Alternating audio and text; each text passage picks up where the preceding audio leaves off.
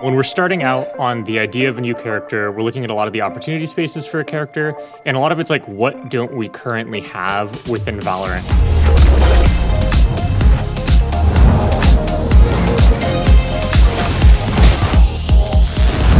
Hi, I'm John Goscicki. I am the character producer for Valorant, and so my job is twofold. It's like to think about like, what are we making next? What does the game need next? As well as just oversee general development. Hi, I'm Ryan Cousart. I'm one of the agent designers on Valorant. I work on the gameplay and work on some of the mechanics that we see on our agents today.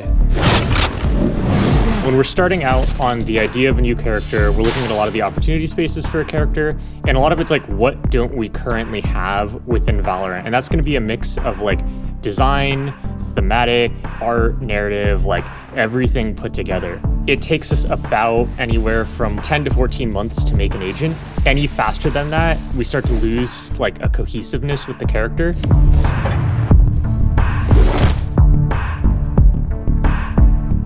We kind of always knew we wanted to have sprinting in the game, and that was kind of like the seed that kicked off a lot of the conversations around Neon. I think the design space for mobility has always been kind of limited, mainly because it breaks one of the main rules, and it's that consistency. It's being able to predict the movement. And so with Neon, what we wanted to ensure was that we were putting her in a place where you can predict some of the intentionality.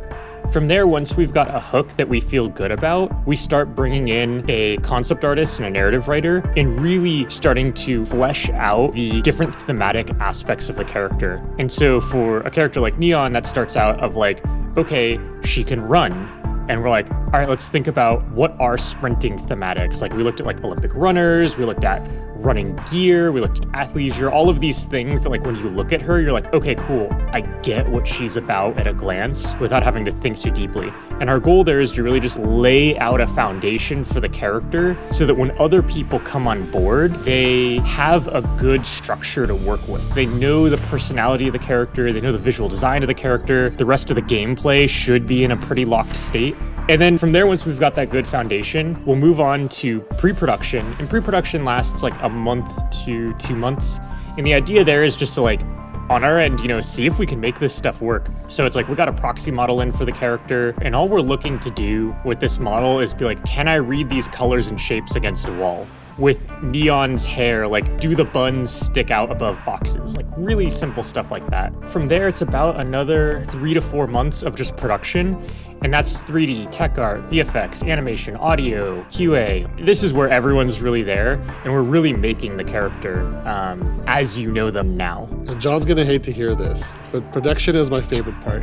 I think production is when the design really starts, even though it should have already ended, because you start to see a lot of things that the concept artists start to do. Some of the animators, they have these ideas where it's like, okay, she's gonna throw her hand down and flip her hand up.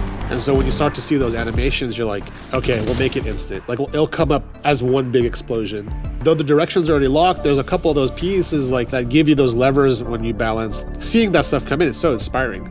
Overall, when we start getting production elements in, it's always just a collaboration around like, when we see this for the first time, how does it feel? Because a lot of times when we're playing pre-production, it's all like us taking stuff from other characters and throwing it together and seeing how it feels. But this is the first time we'll see it for real. I've been at Riot for about like 10 years now, and one of the opportunity spaces has always been the Philippines. I think it's just a space within an unrepresented country. A designer that's a Filipino that dreams of working on something like this, you really don't get a shot like this, and so, sorry, it's a dream, it's like a dream come true, and so you do have that pressure. How can I make that come true in a way that would make me proud, would make my little brother proud and like family proud and stuff like that. And just gamers across the world, there's a lot of Filipino gamers out there that are looking for something to attach to. You want to find that agent that's yours, or that you can say, I'm that. So for Neon, we're kind of looking at, is she doing the things she wants to be doing? Is her wall creating safety? Is her relay bolt actually allowing her to follow up on kills? Is the sprint letting her break timings? We look at what we intend Neon to do and see if she's actually able to achieve those or if she's failing in a certain way, if there's opportunities there. And then from there, we also take a look at win rates, we take a look at pick rates, ensuring that she's able to, at different levels, kind of offer something for a composition.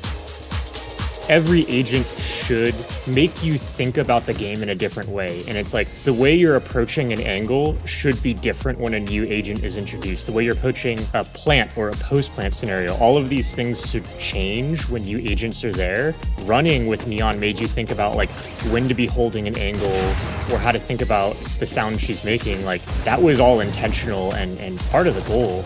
I don't know, I just really hope everyone is running as fast as they can on her. That's my dream, is just sprint and run in and get frags.